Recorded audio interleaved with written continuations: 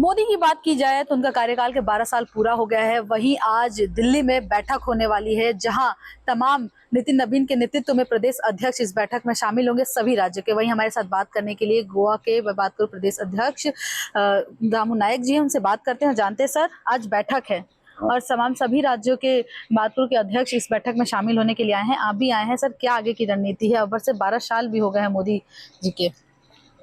इस 12 साल में तो हमने एक बात देखी है कि जो जो विकास हुआ है और ये विकास के पर्व में जो भी काम हुआ है तो निचले स्तर तक लोगों तक पहुंचाना चाहिए। बच्चे से लेकर बूढ़े तक जो भी योजनाएं बनाई और जो बड़े बड़े विकास प्रकल्प बनाए और ग्लोबली जो इंडिया को शाइनिंग का एक रूप दे दिया है और ऊर्जावान जो बनाया है, उसी सिलसिले में लोगों में एक आस्था है, विश्वास है और इसी विश्वास के साथ हम स्लोली हम आगे बढ़ रहे हैं। अभी पार्टी के 14 करोड़ 15 करोड़ मेंबर हो चुके हैं और एक्टिव मेंबर भी हो रहे हैं और अभी पूरे भारत में हम 17 स्टेट में तो पूरे अपने दम पर और एनडीए के दम पर हम 23 स्टेट्स में हम अपना परहम लहरा चुके हैं। तो ये एक भारतीय जनता पार्टी का डिसिप्लिन, काम करने का तरीका और मोदी करिश्मा है सर। वही बात है, गोवा में चुनाव है, बस कुछ ही महीने रह चुके हैं और आज चुनाव के भी लेकर इस बैठक में महत्वपूर्ण बात होंगी।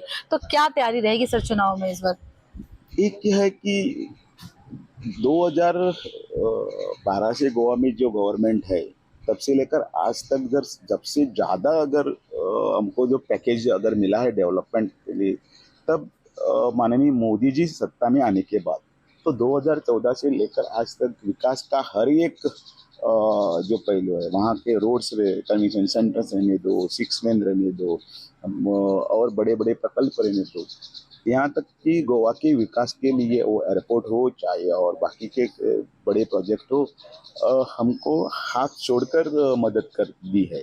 गोवा एक बहुत ही छोटा स्टेट है और इस छोटे स्टेट में अपना इनकम जनरेट करने का एक ही जरिया था, वो तो माइनिंग।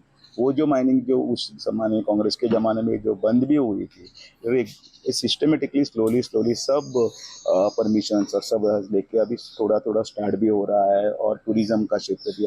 लेकिन उस बात में जब कमियां जो थी वो सब डेवलपमेंट के लिए जो निधि चाहिए था वो निधि माननीय नरेंद्र मोदी जी और सरकार ने हमको दे दिया और इसीलिए लोग भाजपा से जुड़े हुए हैं और हम अभी चौथी बार हम अपने जा रहे हैं और भारतीय जनता पार्टी का परहम वहाँ लहराएंगे। इस बार भी सरकार बनी सर, कंफर्म है? हाँ 101 पर जो अभी से ही तैयारी सर पूरी जुट चुकी है। माननीय नरेंद्र मोदी जी, अमित शाह का मार्गदर्शन, नितिन नवीन का संगठन कौशल और बाकी संतोष का संगठन को नीचे से ऊपर लाने की कोशिश, ये सब दायरे में मिलकर एक नया विकसित गोवा जो है डॉक्टर प्रमोद सावंत के लीडरशिप में आज तक जो हुआ है उसे और भी आगे लेकर जाएंगे। सर, कुछ ही दिन चुनाव के लिए रह चुका है, वहीं मंत्रिमंडल में एक सीट भी खाली है जिसको लेकर कई बैठकें हुई, तो क्या लगता है सर कब तक वो सीट भरेगी? पार्टी संगठन के बारे में और नीचे तक परकुलेट जाकर कार्यकर्ता के द्वारा नीचे तक ये सब विकास का जो भी हमने काम किया है वो नीचे तक ले जाने के लिए सक्षम है। लेकिन मंत्री और इसका ये जो है ये मुख्यमंत्री का निर्णय है और मुख्यमंत्री इसमें योग्य विचार करेंगे। आखिरी सवाल सर, अरविंद केजरीवाल गोवा के दौरे पे थे और लोधा प्रोजेक्ट को लेकर जो प्रोटेस्ट चला था, तो अरविंद केजरीवाल ने कहा है कि 2027 में आप हमें जिताइए, 1 महीने के अंदर ही सबसे पहले सरकार बनते इस प्रोजेक्ट को कैंसिल करूंगा। क्या कहना चाहिएगा? केजरीवाल ने जो भी वादे किए थे वो सब लोग जानते हैं और उसका चरित्र भी जानते हैं।